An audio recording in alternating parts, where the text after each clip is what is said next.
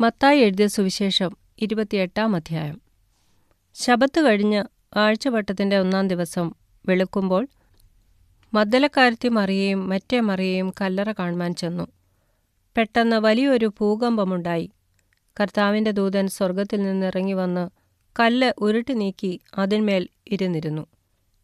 അവൻ്റെ രൂപം മിന്നലിനൊത്തതും അവൻ്റെ ഉടുപ്പ് ഹിമം പോലെ വെളുത്തതുമായിരുന്നു. കാവൽക്കാർ അവനെ കണ്ട് പേടിച്ച് വിറച്ച് മരിച്ചവരെ പോലെയായി.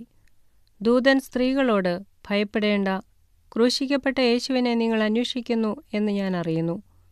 അവൻ ഇവിടെയില്ല, താൻ പറഞ്ഞതുപോലെ ഉയിർത്തെഴുന്നേറ്റു. അവൻ കിടന്ന സ്ഥലം വന്ന് കാൺമീൻ. അവൻ മരിച്ചവരുടെ ഇടയിൽ നിന്ന് ഉയിർത്തെഴുന്നേറ്റു എന്ന് വേഗം ചെന്ന് അവൻ്റെ ശിഷ്യന്മാരോട് പറവീൻ. അവൻ നിങ്ങൾക്ക് മുമ്പേ ഗലീലയ്ക്ക് പോകുന്നു, അവിടെ നിങ്ങൾ അവനെ കാണും. ഞാൻ നിങ്ങളോട് പറഞ്ഞിരിക്കുന്നു എന്ന് പറഞ്ഞു. അങ്ങനെ അവർ വേഗത്തിൽ ഭയത്തോടും മഹാസന്തോഷത്തോടും കൂടെ കല്ലറ വിട്ട് അവൻ്റെ ശിഷ്യന്മാരോട് അറിയിപ്പാൻ ഓടിപ്പോയി.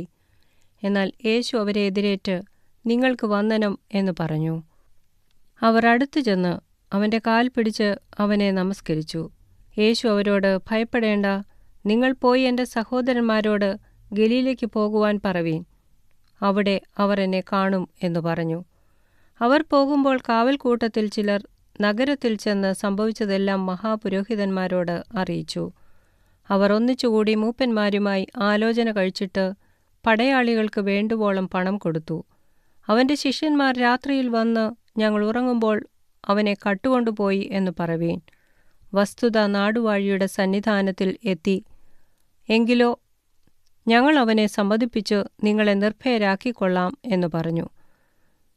അവർ പണം വാങ്ങി ഉപദേശപ്രകാരം ചെയ്തു. ഈ കഥ ഇന്നുവരെ യഹൂദന്മാരുടെ ഇടയിൽ പരക്കെ നടപ്പായിരിക്കുന്നു. എന്നാൽ 11 ശിഷ്യന്മാർ ഗലീലയിൽ യേശു അവരോട് കൽപ്പിച്ചിരുന്ന മലയ്ക്ക് പോയി. അവനെ കണ്ടപ്പോൾ അവർ നമസ്കരിച്ചു.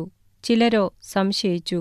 യേശു അടുത്തു ചെന്ന്, സ്വർഗത്തിലും ഭൂമിയിലും സകല അധികാരവും എനിക്ക് നൽകപ്പെട്ടിരിക്കുന്നു. ആകയാൽ നിങ്ങൾ പുറപ്പെട്ട് പിതാവിൻ്റെയും പുത്രൻ്റെയും പരിശുദ്ധാത്മാവിൻ്റെയും നാമത്തിൽ സ്നാനം കഴിപ്പിച്ചും ഞാൻ നിങ്ങളോട് കൽപ്പിച്ചതൊക്കെയും പ്രമാണിപ്പാൻ തക്കവണ്ണം ഉപദേശിച്ചും കൊണ്ട് സകല ജാതികളെയും ശിഷ്യരാക്കിക്കൊള്ളുവിൻ. ഞാനോ ലോകാവസാനത്തോളം എല്ലാ നാളും നിങ്ങളോട് കൂടെയുണ്ട് എന്നരുളി ചെയ്തു.